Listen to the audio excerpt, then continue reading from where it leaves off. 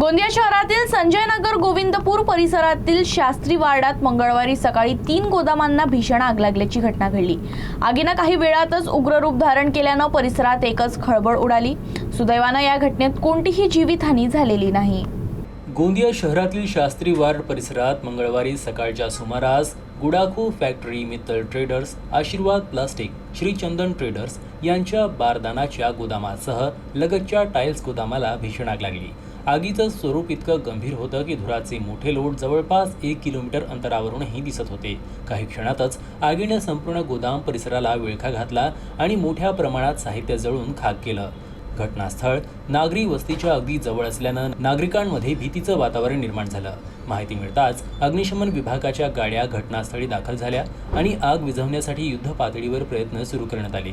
अग्निशमन दलाच्या अथक प्रयत्नामुळे आगीवर मोठ्या प्रमाणात नियंत्रण मिळवण्यात यश आलं असून सुमारे 50% आग आटोक्यात आणण्यात आली आहे। या घटनेत कोणतीही जीवितहानी झाली नसली तरी मोठ्या प्रमाणात आर्थिक नुकसान झाल्याचा अंदाज व्यक्त केला जातोय। दरम्यान आग लागण्याचं नेमकं कारण अद्याप स्पष्ट झालं नसून संबंधित यंत्रणांकडून तपास सुरू आहे।